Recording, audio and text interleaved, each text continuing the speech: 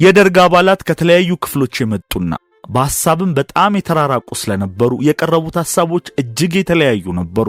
የልዩነታቸውን ስፋት ለማሳየት ያህል ንጉሠ ነገሥቱን የሚነካ ምንም አይነት እርምጃ እንዳይወሰድ ከሚል ሐሳብ ተነስቶ በአስቸኳይ ያለው መንግስት ወርዶ ወታደራዊ መንግስት ይቋቋም እስከሚለው ሐሳብ ድረስ የተለጠጠ ነበር። ይሁንና በጊዜው ባብላጫ የነበረው ሐሳብ ንጉሠ ነገሥቱን አሁን መንካት አደገኛ ነው የሚል ነበር። ሰላም ጤና ይስጥልን። እንዴት ናችሁ የተከበራችሁ ተከታታዮቻችን? ይህ ነበር ሚዲያ ነው። በነበር ሚዲያ ለዛሬያችን ፋይዳ ያላቸው ታሪኮችን እንጨዋወታለን። ለዛሬም በይህም ነበር መሰናዶ ሰኔ ወር ላይ አይደለ ያለነው። በሰኔ ወር ከተከናወኑ ታላላቅ ታሪካዊ ክስተቶች መካከል አንዱና ዋነኛው ስለሆነው ስለ ደርግ ምስረታ በሶስተኛ ክፍል እናቀርብላችኋለን። ለዛሬ በገጠመኞች የታጀበ የህይወት ጉዞ በሚል የደርግ ከፍተኛ ባለስልጣንና የደርግ አባል የነበሩት ሌተናል ጀነራል አዲስ ተድላ ካወጡት መጽሐፍ ላይ ተመስርተን ይህን ፕሮግራም አዘጋጅተንላችኋል። ደርግ ከሰኔ 1966 እስከ 1983 ዓ.ም ነበር ኢትዮጵያን አንቀጥቅጦ የገዛው።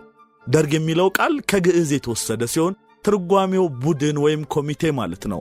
ይህንን ቃል ለመጀመሪያ ጊዜ ለሥርዓቱ መገለጫነት የተጠቀመው ግለሰብ ሻለቃ ናደው ዘካርያስ ሲባል ይኸውም ሰኔ 21 1966 ዓ.ም ነበር። በዚህ ወቅት በአዲስ አበባ ከተማ በሚገኘው የአራተኛ እግረኛ ክፍለ ጦር መምሪያ ከተለያዩ የአገሪቱ ክፍሎች የተወጣጡ መለዮ ለባሾች በየካቲት ወር ስለፈነዳው አብዮት ውይይት የሚያካሂዱበት ጊዜ ነበር ሲሆን ሻለቃ ናደው ደግሞ የዚህ ኮሚቴ ማስታወቂያ ጉዳይ ሰራተኛ ነበር። ደርግ በዚህ ሁኔታ በዝቅተኛ መኮንኖች ከኮሎኔል ማዕረግ በታች ከተመሰረተ በኋላ በዚያው ቀን ሻለቃ መንግስቱ ኃይለማርያም የደርግ ሊቀመንበር በመሆን ተመርጦ እስከ ሥርዓቱ ማብቂያ 1983 ድረስ በዚያው ስልጣን አገልግሏል። በመጀመሪያው ክፍል ሁኔታውን መንግስቱ ኃይለማርያም እንዴት ይገልጹታል የሚለውን አቅርበንላችኋል።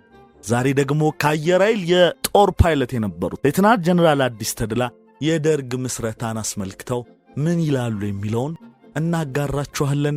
እስከ መሰናዷችን ፍጻሜ አብራችሁ እንድትቆዩ በአክብሮት ነው የምንጋብዘው። ለቻናላችን አዲስ የሆናችሁ ቤተሰብ እንድትሆኑና ቻናላችንን ላይክ፣ ሼር፣ ሰብስክራይብ እንድታደርጉ በአክብሮት እንጠይቃለን። መልካም ጊዜ። ሻለቃ መንግስቱ የሊቀመንበርነቱን ቦታ ከያዘ በኋላ የኮሚቴው አመራር በጣም ከመሻሻሉም በላይ አሰራሩም ስርዓት መያዝ ጀመረ። ከሁሉ በፊት የወታደራዊ ኮሚቴውን አሰራር ለማሻሻል በኮሚቴው ስር 3 ንዑስ ኮሚቴዎች ማለትም የእቅድ ኮሚቴ፣ የመከላከያና የደህንነት ኮሚቴና የማስታወቂያ ኮሚቴ ተቋቋሙ። የየኮሚቴዎቹ አባላት ከተወካዮቹ መካከል የተመረጡ መኮንኖችና የበታች ሹሞች እንዲሆኑ ተደረገ። የንዑስ ኮሚቴዎቹ የሥራ ኃላፊነት እንደየስያሜያቸው ሁሉ አንደኛ የእቅድ ኮሚቴ የወታደራዊ ኮሚቴውን ሥራ እያቀደና በቅደም ተከተል የሚወስዳቸውን እርምጃዎች እያጠና ለጠቅላላ ጉባኤ ውሳኔ የሚቀርቡ አጀንዳዎችን ማቅረብ፣ ሁለተኛ የመከላከያና የደህንነት ኮሚቴ የመከላከያ ጉዳዮችንና በጦር ውስጥ ያለውን ሁኔታ መከታተል እንዲሁም የደህንነት ጉዳዮችን ከሚመለከተው አካል ጋር በመሆን መከታተል፣ ሶስተኛ የማስታወቂያ ኮሚቴ ደግሞ በጠቅላላ ጉባኤው የሚወሰዱ እርምጃዎችንና የሚሰጡ ውሳኔዎችን በመገናኛ ብዙሃን አማካኝነት ለሕዝብ እንዲገለጹ ማድረግ ነበር። ከነዚህ ኮሚቴዎች ሌላ ከወታደራዊ ኮሚቴው ውጪ የሆኑና ለወታደራዊ ኮሚቴው አገልግሎት የሚሰጡ የዘመቻና መረጃ ክፍል እንዲሁም የጠቅላላ አገልግሎት ክፍል በወታደራዊ ኮሚቴው ስር ተቋቋሙ። እነዚህ ክፍሎች በአመዛኙ በአራተኛ ክፍለ ጦር ሰዎች የተቋቋሙ ሲሆን ወታደራዊ ኮሚቴው የራሱ ባጀት እስኪኖረው ድረስ በአራተኛ ክፍለ ጦር ቁሳቁስ፣ ንብረትና ገንዘብ ነበረ የሚጠቀመው። በወቅቱ ከአራተኛ ክፍለ ጦር ሰዎች መካከል ያስተዳደሩን ዘርፍ በመምራት ለደርግ ድጋፍ ይሰጡ የነበሩት ኮሎኔል መርዕድ ንጉሴ በኋላ ሜጀር ጀነራል ነበሩ። ንዑስ ኮሚቴዎቹ ሲመሰረቱ በእያንዳንዱ ኮሚቴ ውስጥ ከየጦር ክፍሉ አስተዋጽኦ ሊያደርጉ የሚችሉ አባላት እንዲገኙበት ተደርጎ የነበረ ሲሆን በተለይ በእቅድ ኮሚቴውና በመከላከያና ደህንነት ኮሚቴው ውስጥ ከሞላ ጎደል የኃይሎችና የጦር ክፍሎች ተወካዮች እንዲገኙበት ሲደረግ እኔ በመከላከያና ደህንነት ኮሚቴ ውስጥ አየር ኃይልን በመወከል ተመደብኩ። የመከላከያና ደህንነት ኮሚቴው ሰብሳቢ ሻለቃ ተስፋዬ ገብረ ኪዳን ሲሆን ከፖሊስ ሻለቃ ተካቱሉ፣ ከምድር ጦር ሻለቃ ሩይ ኃይለ ሥላሴና ሻለቃ አባተ መርሻ፣ ከባህር ኃይል ሌፍተናንት የዋላሸት ግርማ እንዲሁም በተጨማሪ መቶ አለቃ ስለሺ በየነ ከአየር ወለድ፣ ምክትል መቶ አለቃ አሸብር አማረ ከጥይት ፋብሪካ፣ መቶ አለቃ በላይ ቢተው ከፖሊስ ፈጥኖ ደራሽ፣ ወታደር ደምስ አላምረው ከክብር ዘበኛ ተመደቡ። በዚህ ኮሚቴ ውስጥ የደህንነት ጉዳይን የሚከታተሉት ከፖሊስ ሻለቃ ተካቱሉ፣ ከምድር ጦር ወታደር ፖሊስ ሻለቃ ህሩይ ኃይለሥላሴ ነበሩ። ከተወሰነ ጊዜ በኋላ የደህንነት ክፍል ራሱን ችሎ ተመሰረተ፣ ብሎም ከመከላከያ ኮሚቴ ተለየ። የመከላከያ ኮሚቴ ለብቻው ሲቋቋም የኮሚቴው ሊቀመንበር ሆኜ ተመርጬ ነበር። ይሁንና ከተወሰነ ጊዜ በኋላ አብዛኛው ሰራዊት የምድር ጦር በመሆኑና የምድር ጦር አባል ኮሚቴውን ቢመራ ይሻላል የሚል ሐሳብ ለሻለቃ መንግስቱ አቅርቤ ሻለቃ ተስፋዬ የኮሚቴው ሊቀመንበር ሆኖ ተሰየመ። በእቅድ ኮሚቴ ውስጥ እንደዚሁ ከየክፍሉ ተወካዮች ተመድበው ነበር። የእቅድ ኮሚቴ የወታደራዊ ኮሚቴውን የመነጋገሪያ አጀንዳ የሚያቀርብ ስለነበረ ብዙ ተወካዮች ወደዚህ ኮሚቴ ለመግባት ይጥሩ ነበር። የኮሚቴው ሰብሳቢ ሻለቃ ብርሃኑ ባየ ከሐረር ጦር አካዳሚ ሲሆን አባሎቹም ሻምበል ሲሳይ ሀብቴና ሊዲንግ ኤርክራፍትማን ደምሰው ካሳዬ ከአየር ኃይል፣ መቶ አለቃ አለማየሁ ኃይሌና መቶ አለቃ ገበየው ተመስገን ከፖሊስ፣ ሻምበል ኪሮስ አለማየሁ ከአየር ወለድ፣ መቶ አለቃ በእውቀቱ ካሳ ከክብር ዘበኛ፣ ሊዲንግ ሲማን ታምራት ፈረደ ከባህር ኃይል የነበሩ ሲሆኑ በተጨማሪ ሻለቃ ተስፋዬ ገብረ ኪዳንና ሻለቃ ህሩይ ኃይለሥላሴ የዚህ ኮሚቴ አባል ሆነው ነበር። የእቅድ ኮሚቴው ከተቋቋመ በኋላ ጉዳዮችን በስርዓት መርምሮና ቅደም ተከተል አውጥቶ ለጠቅላላ ጉባኤው ውይይት ማቅረብ ስለጀመረ ጉባኤውን በተሻለ መንገድ መምራት ተቻለ። ይህም ሆኖ ይህ እቅድ ኮሚቴ ምንድነው ለብቻው የሚሰራው በሚል የሚተቹ የደርግ አባላት ብዙ ነበሩ። የማስታወቂያ ኮሚቴ ተቋቁሞ ነበር። አባሎች ሻለቃ አስራት ደስታ ከምድር ጦር ሰብሳቢ፣ ሻምበል ናዶ ዘካርያስ ከምድር ጦርና ምክትል መቶ አለቃ ገበየው ተመስገን ከፖሊስ ነበሩ። የማስታወቂያ ኮሚቴ በመገናኛ ብዙሃን የሚወጡ መግለጫዎችን እያዘጋጀ ለጠቅላላ ጉባኤው የሚያቀርብ ስለነበርና ባዘጋጀው ጽሑፍ ላይ ብዙ ትችት ስለሚቀርብበት ለአዘጋጆቹ በጣም ፈታኝ ጊዜ ነበረ። ይኸውም በእያንዳንዱ አረፍተ ነገር ውስጥ በተመረጡ ቃላት ላይ ሳይቀር ትችት እየተደረገ ጸሐፊዎቹ ጊዜ ወስደው ያዘጋጁትን ጽሑፍ እንዲቀይሩ ሲገደዱ አዘጋጆቹን በጣም ያበሳጫቸው ነበር። ወታደራዊ ኮሚቴው በወቅቱ የወሰደው ስያሜ የጦር ኃይሎች የፖሊስ ሰራዊትና የብሔራዊ ጦር አስተባባሪ ኮሚቴ የሚል ነበር።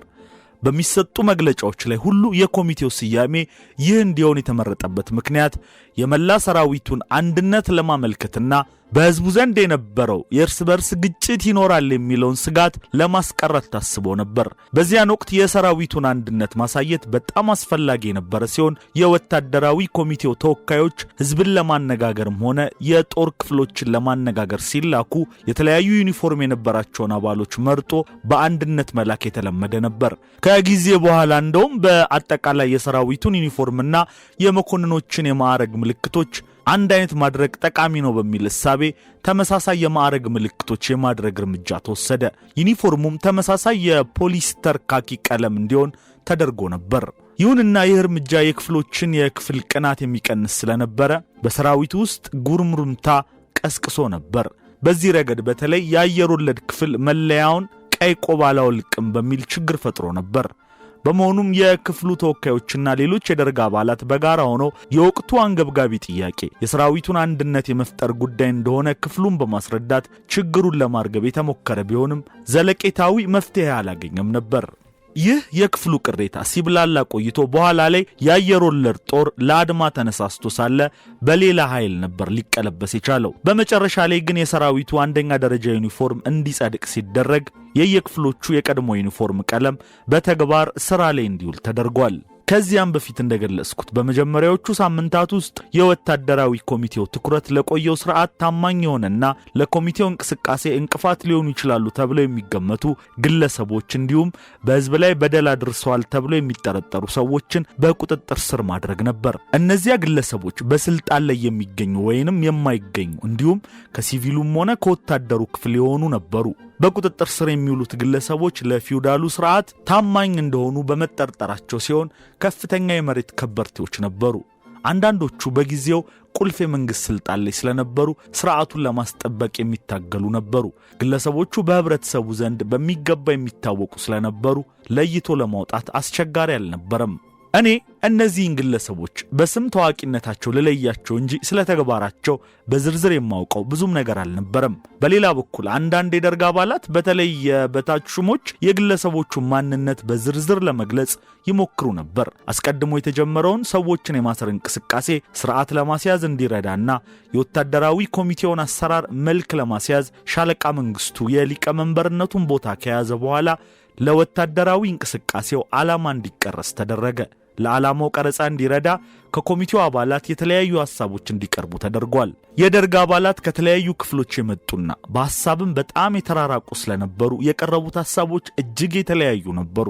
የልዩነታቸውን ስፋት ለማሳየት ያህል ንጉሠ ነገሥቱን የሚነካ ምንም አይነት እርምጃ እንዳይወሰድ ከሚል ሐሳብ ተነስቶ በአስቸኳይ ያለው መንግስት ወርዶ ወታደራዊ መንግስት ይቋቋም እስከሚለው ሐሳብ ድረስ የተለጠጠ ነበር። ይሁንና በጊዜው ባብላጫ የነበረው ሐሳብ ንጉሠ ነገሥቱን አሁን መንካት አደገኛ ነው የሚል ነበር።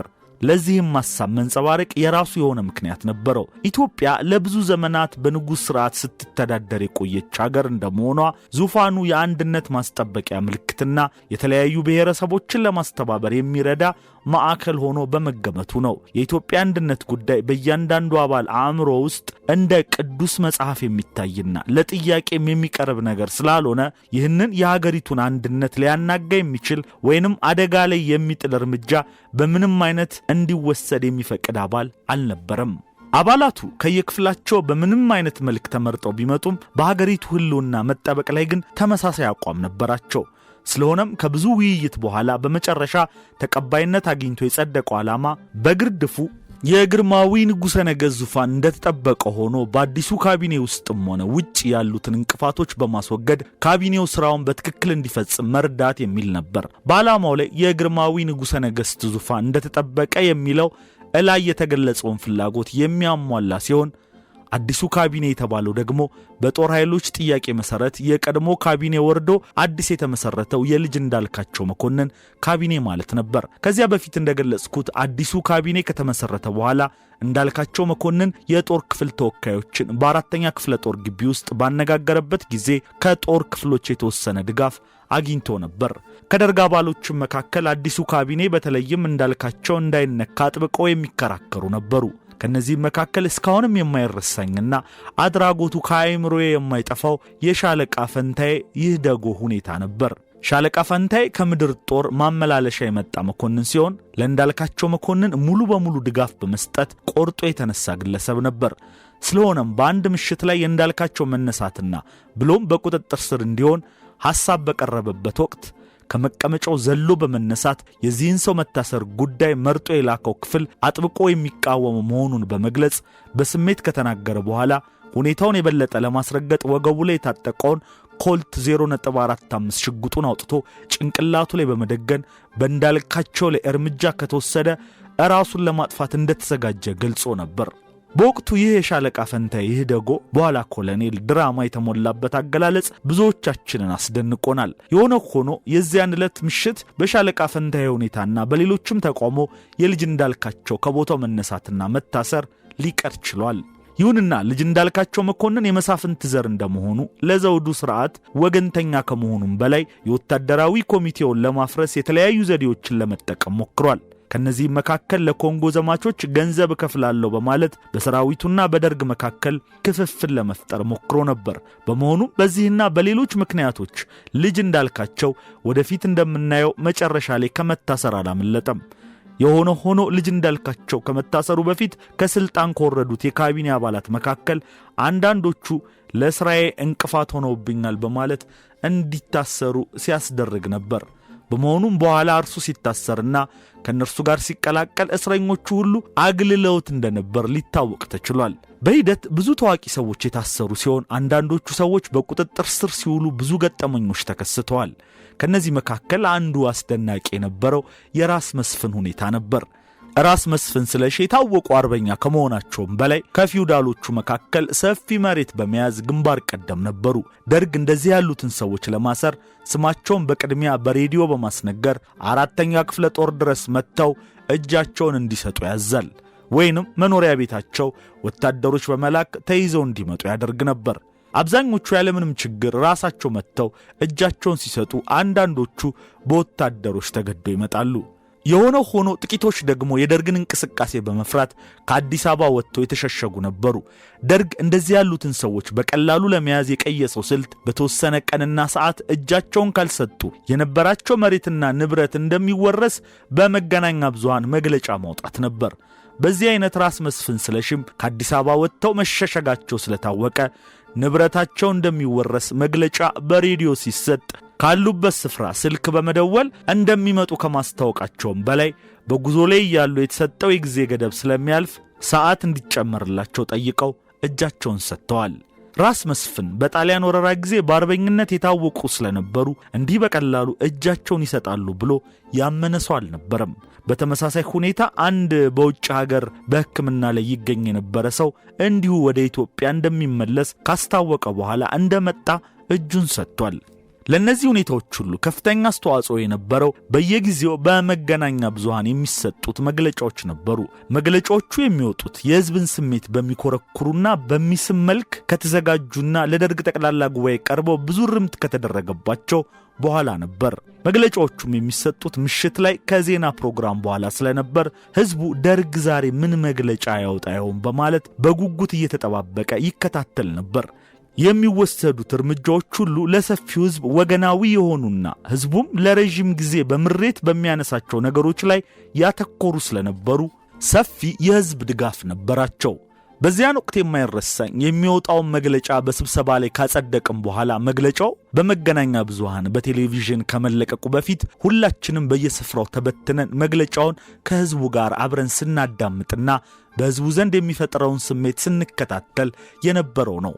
ተመልካቹ የድጋፍም ሆነ የትችት አስተያየት ሲሰጥ እያንዳንዱ የደርግ አባል ያየውን የሕዝብ ስሜት ይዞ መጥቶ ለቀሩት የደርግ አባላት በስብሰባ ላይ ይገልጽ ነበር። ለዚህ ሁሉ አመቺ ሁኔታ የፈጠረው በወቅቱ የደርግ አባሎች እነማን እንደነበሩ በሕዝብ ዘንድ ስለማይታወቁና የትም ቦታ መንቀሳቀስ ስለሚችሉ ነበር። በሌላ በኩል አንዳንዴ አስቂ መግለጫዎች ወይም መመሪያዎችም ይወጡም ነበር። ለምሳሌ በአንድ ወቅት በተወሰኑ የደርግ አባሎች ግፊት የእንቁላል ዋጋ በብር 7 እንዲሸጥ ተወሰነና ይኸው መግለጫ ወጣ። ይህን ሐሳብ ያቀረቡት የደርግ አባሎች የህብረተሰቡን የኑሮ ችግር በቅርቡ ስለሚያውቁ ብሶቱን በዚህ መንገድ መቅረፍ ይቻላል በሚል እምነት ነበር። በዚያን ጊዜ ብዙ ጉዳዮች ከደርግ በሚሰጥ መግለጫ ተግባራዊ የሆኑ ስለነበር የገበያውንም ዋጋ በዚህ መልክ መቆጣጠር ይቻላል ተብሎ ስለታመነ ነው መግለጫው የወጣው። ይሁንና ይህ መግለጫ በወጣ ሰሞን የእንቁላል ዋጋ ከመወደዱም በላይ በከተማው ውስጥ ፌዝ አስከተለ። ይኸውም የኪዮስክ ነጋዴዎች በሬዲዮ በተሰጠው መግለጫ መሰረት በብር 7 እንቁላል እንዲሸጡ ሲጠየቁ የደርግ ዶሮ ስትወልድ በብር 7 እንቁላል እንሸጣለን እያሉ ይቀልዱ ነበር እየተባለ በስፋት ተወርቶ ነበር። ያም ሆኖ ግን ደርግ በየጊዜው የሚያወጣቸው መግለጫዎች ስሜት የሚቀሰቅሱ ስለነበሩ ህብረተሰቡ መግለጫዎቹን በአትኩሮት ነበር የሚከታተለው። ለዚህም ዋናው ምክንያት ህዝቡ ለዘመናት በፊውዳሉ ስርዓት ሲበዘበዝና ሲጨቆን የኖረ ስለነበረ አብዛኛው በስርዓቱ ላይ የሚወሰዱትን እርምጃዎች በመደገፉ ነው። የተከበራችሁ የነበር ሚዲያ ተከታታዮች ለዛሬ በይህም ነበር መሰናዶ ሰኔ ወር ላይ መሆናችንን አስመልክተን ሰኔ 1966 የተመሰረተውን ደርግን የተመለከተ ፕሮግራም በሶስተኛ ክፍል እያቀረብንላችሁ እንገኛለን። በገጠመኞች የታጀበ የህይወት ጉዞ በሚል ሌተናል ጀነራል አዲስ ተድላ ከጻፉት መጽሐፍ ላይ ቀንጭበን ነበረ ያስደመጥናችሁ። ስለምትከታተሉን አብራችሁን ስለምትሆኑ ከልብ አድርገን እናመሰግናለን። አሁንም ለቻናላችን አዲስ የሆናችሁ ቤተሰብ እንድትሆኑና ቻናላችንን ላይክ፣ ሼር፣ ሰብስክራይብ እንድታደርጉ በአክብሮት ነው የምንጠይቃችሁ። መልካም ጊዜ